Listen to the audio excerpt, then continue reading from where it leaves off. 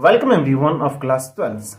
सो दोस्तों, आज की वीडियो लेक्चर पे हम लोग डिस्कस करने वाले हैं क्लास 12 का CBSE board first term exam के पेपर को सॉल्व करने वाले हैं। आज की पेपर में हम लोग इस क्वेश्चन पेपर को सॉल्व नहीं करने वाले हैं, बल्कि इस क्वेश्चन पेपर का सिर्फ मैं आंसर बताने वाला हूँ कि कौन सा क्वेश्चन का कौन सा आंसर होगा, और आप अच्छी तरह से अपने मार्क्स को एवेल्यूशन कर सकते हैं कि आपको कितना मार्क्स आ रहा है। मिस 40 में से आपको कितना मार्क्स मिल रहा है, आप मार्क्स को देख सकते हैं।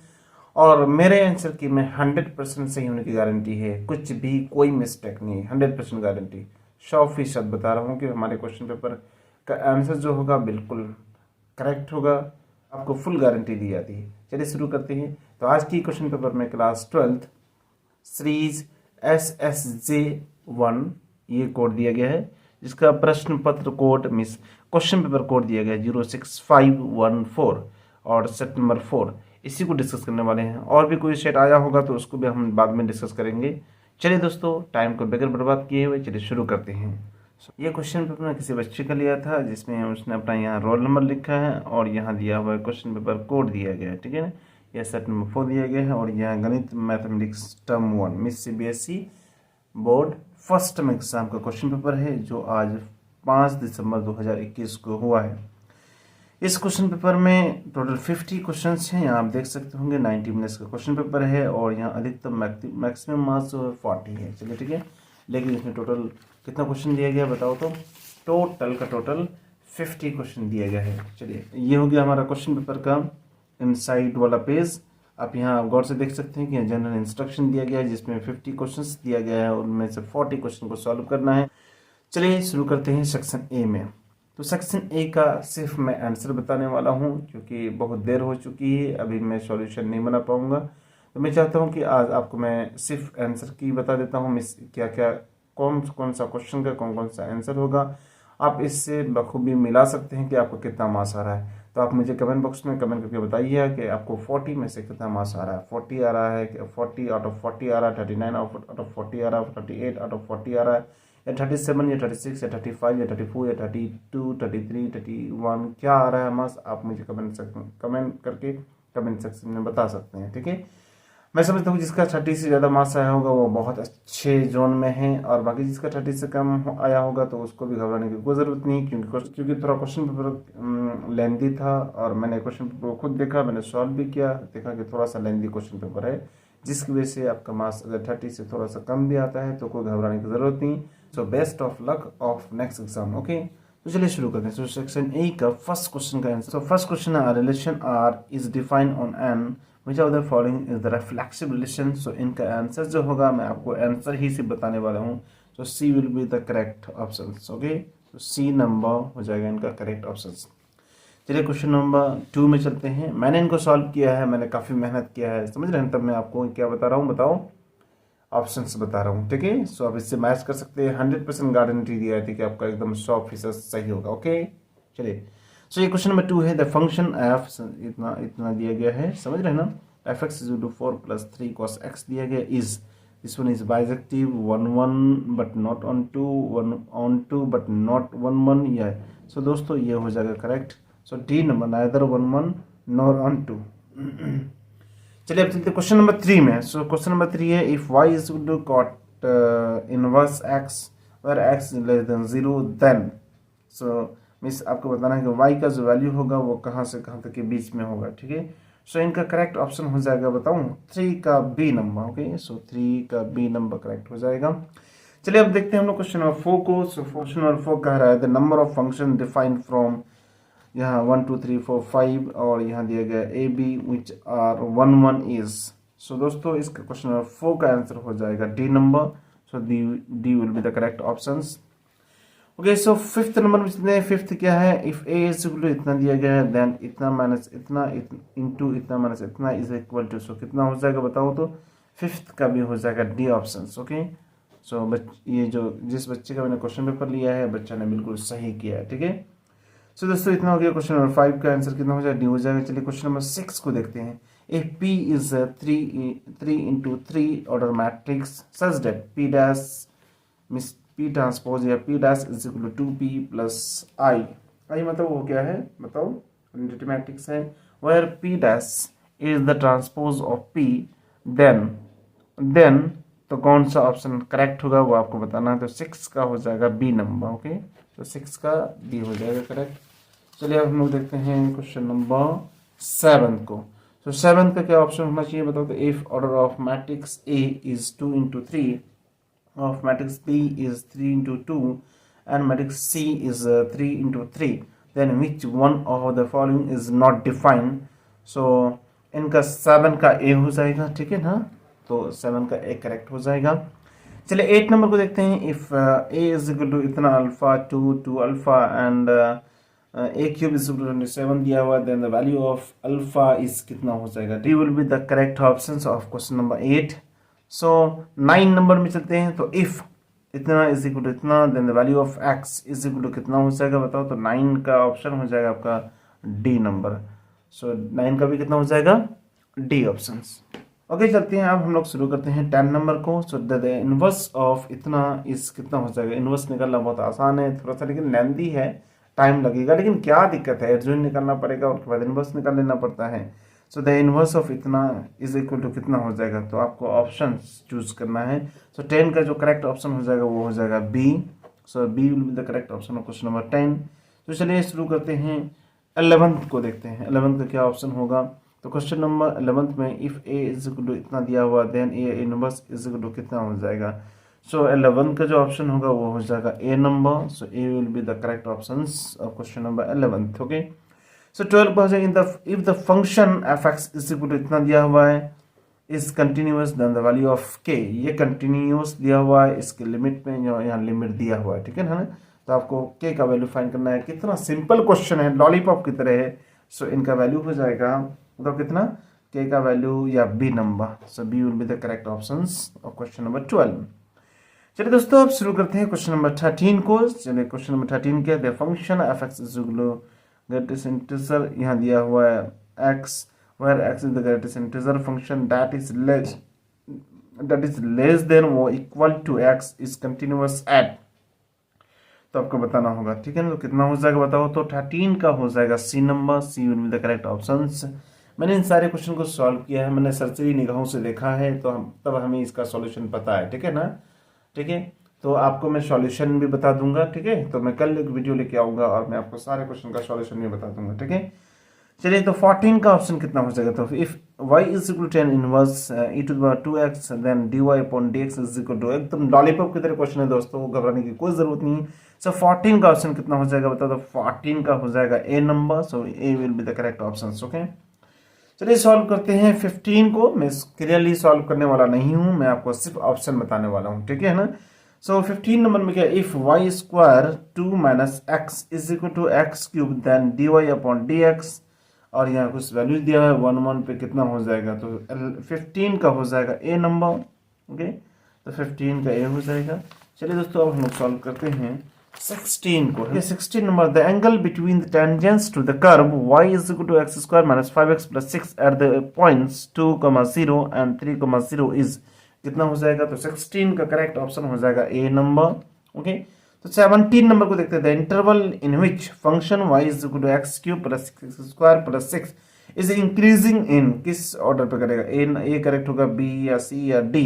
तो 17 का हो जाएगा ए नंबर। तो 17 का करेक्ट ऑप्शन ए हो जाएगा, ठीक है ना।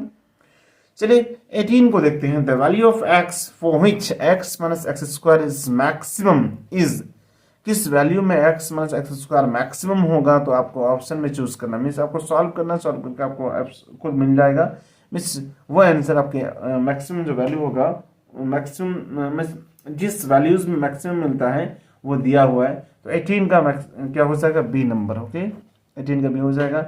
सो 19 का कितना होगा, 19 को देखते हैं।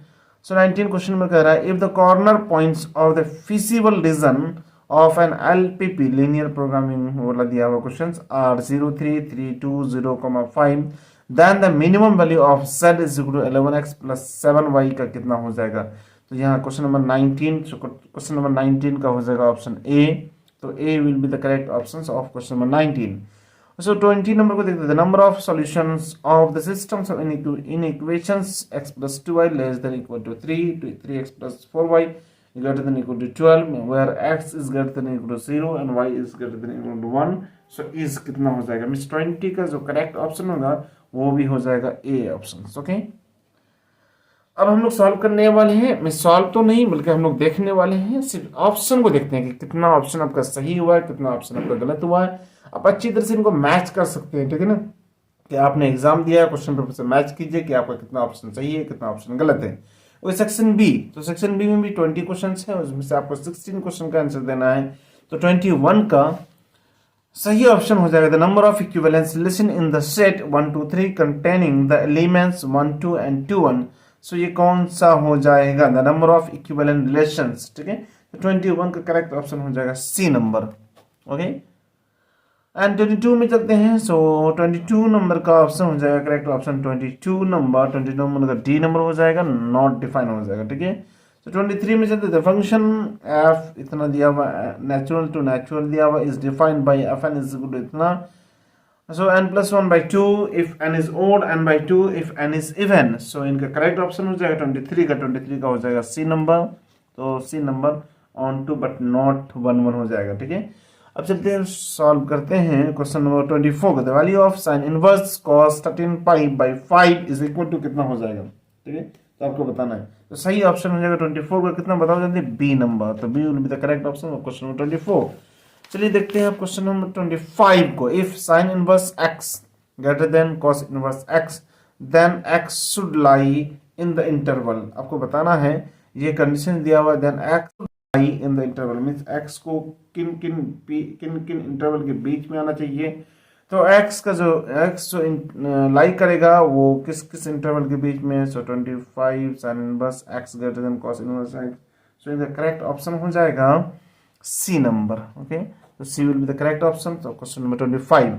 सो 26 if a is equal to इतना दिया हुआ है and a plus a transpose is equal to इतना दिया हुआ है, then the value of alpha का वैल्यू कितना होगा. तो अल्फा का वैल्यू कितना होगा, इनको सॉल्व करेंगे तो इनका बी नंबर करेक्ट ऑप्शन हो जाएगा. So we will be the correct option of question number 26. तो 27 में चलते हैं. द डिटर्मिनेंट इतना इज इक्वल टू इतना का जो वैल्यू निकालेंगे उतना कितना वैल्यू आएगा. आपको वैल्यू निकालना है, बहुत ही सिंपल है, मैं डायरेक्टली बता देता हूँ. सो 27 का जो करेक्ट ऑप्शन हो जाएगा वो डी नंबर हो जाएगा. कितना हो जाएगा, D will be the correct option of question number 27. So 28 को देखते हैं. If A is equal to इतना दिया हुआ in the adjoint of square matrix B then B inverse is equal to कितना हो जाएगा. समझ में, 28 का भी डी नंबर हो जाएगा. तो 28 डी नंबर, 27 भी कितना हुआ था, डी हुआ था. ठीक है, अब 29 को देखते हैं. 29 का क्या हो जाएगा correct option. If A is equal to इतना दिया हुआ then a to the power 5 minus a का power 4 minus a to the power 3 plus a का square is equal to the कितना हो जाएगा. इनको अगर सॉल्व करेंगे तो 29 नंबर का भी कितना हो जाएगा, डी हो जाएगा. ठीक है, अब सॉल्व करके देखिएगा डी नंबर करेक्ट ऑप्शन होगा. ओके, अब चलिए चलते हैं क्वेश्चन नंबर 30 की तरफ. क्वेश्चन नंबर 30 में कह रहा है, क्वेश्चन क्या कह रहा है बताओ तो. If y is equal to e to the power minus x then इतना, इनको मींस इनका सेकंड डेरिवेटिव निकाला. सेकंड डेरिवेटिव कितना हो जाएगा बताओ तो.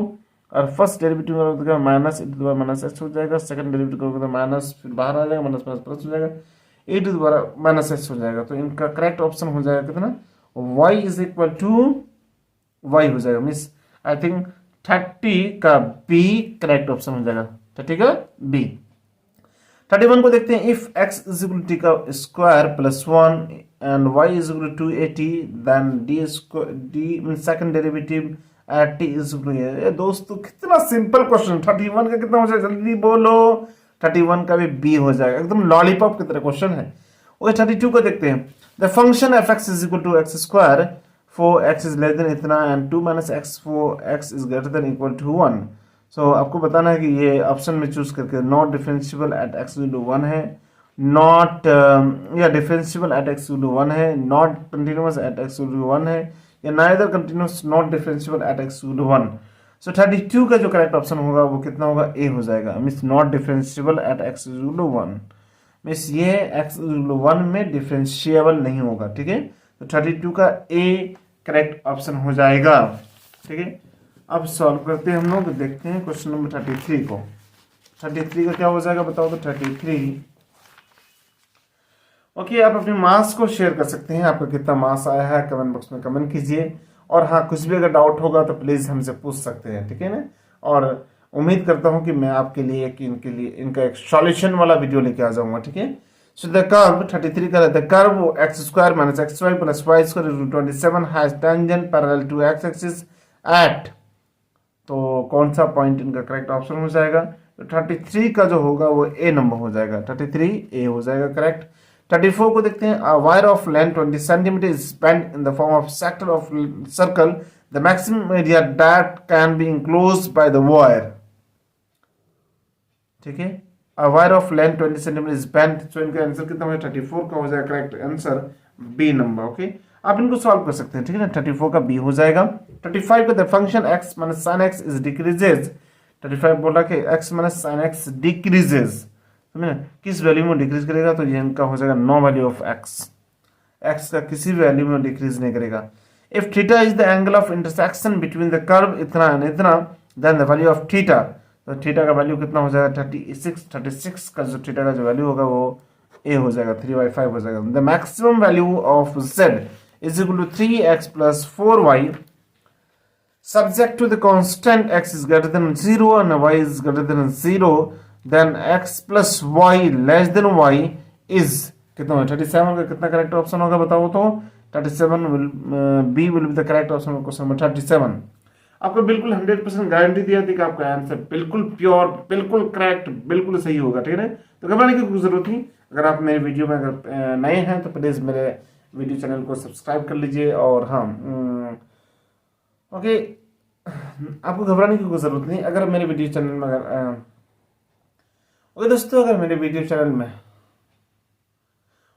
अगर आप मेरे यूट्यूब चैनल में अगर नए हैं तो प्लीज मेरे चैनल को सब्सक्राइब कर लीजिए। और हाँ, अगर पुराने हैं तो please like, subscribe and share कर दीजिए, okay.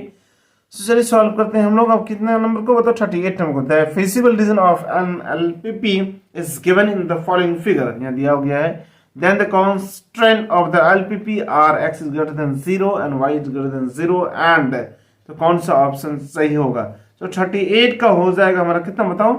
B number, B will be the correct option of question number 38, okay, understood?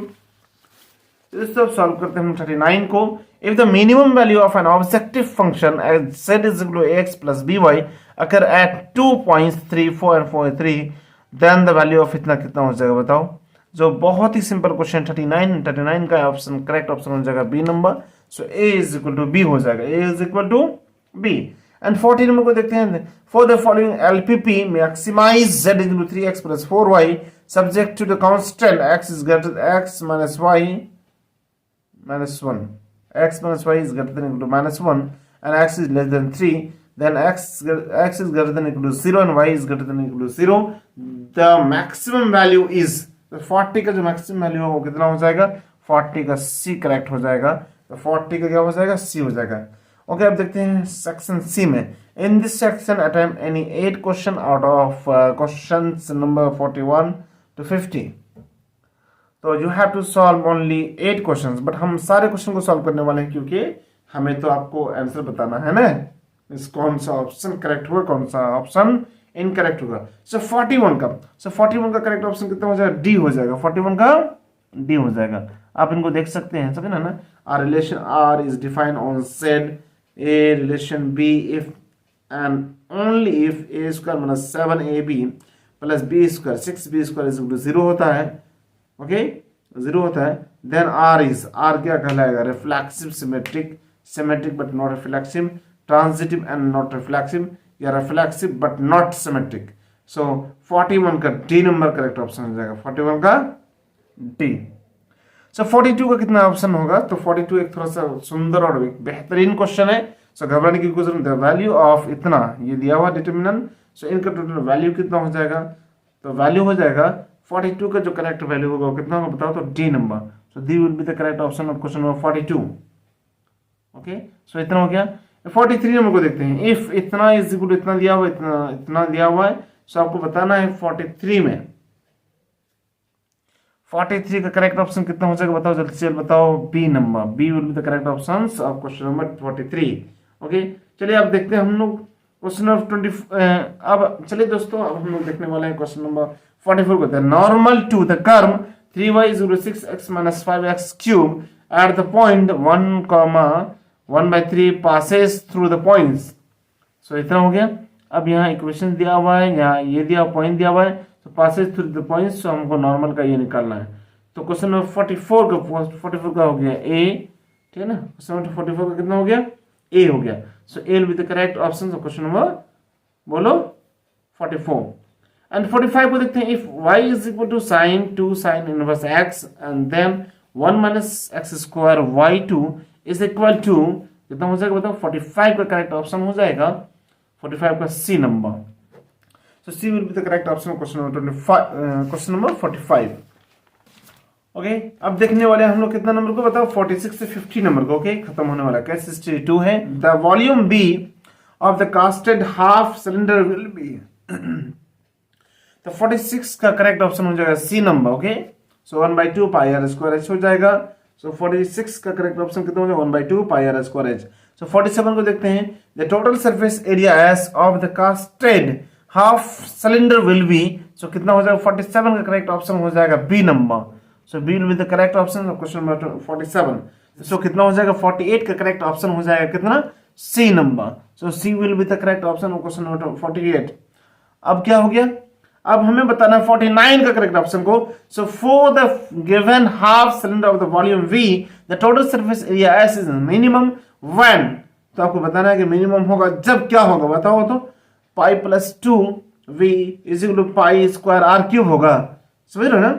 या नहीं तो यहाँ बी नंबर क्या बोला, pi plus 2 V pi is equal to pi square r square होगा क्या, आपको खुद से मैच करना है। सो 49 का जो करेक्ट ऑप्शन हो जाएगा वो कितना हो जाएगा, ए हो जाएगा।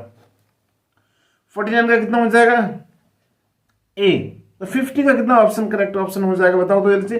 50 का करेक्ट ऑप्शन हो जाएगा सी नंबर। नो 50 का करेक्ट ऑप्शन है डी नंबर। ओके मैं दोस्तों, मैं समझता हूँ कि आपको इतना तो समझ में आ गया होगा। फिर अगर कुछ भी समझ में नहीं आया तो प्लीज कमेंट बॉक्स में कमेंट कर सकते हैं, और मैं आपके लिए एक वीडियो लेक्चर लेकर आ जाऊंगा जिससे मैं इस क्वेश्चन पेपर को पूरा का पूरा डिस्कस कर लूंगा। ओके, अभी अगर किसी को डाउट है तो कमेंट बॉक्स में कमेंट कर सकते हैं। और हाँ, अगर मेरी वीडियो अगर आपको पसंद आ रही है तो प्लीज लाइक और सब्सक्राइब कीजिए। और हाँ, अगर चैनल में नए हो तो प्लीज सब्सक्राइब तो कर दो और दोस्तों को तक भी पहुंचाओ। और उम्मीद है कि मैं आपके लिए बेहतर से बेहतर वीडियो लाता रहूंगा। ओके, तब तक के लिए इतना ही।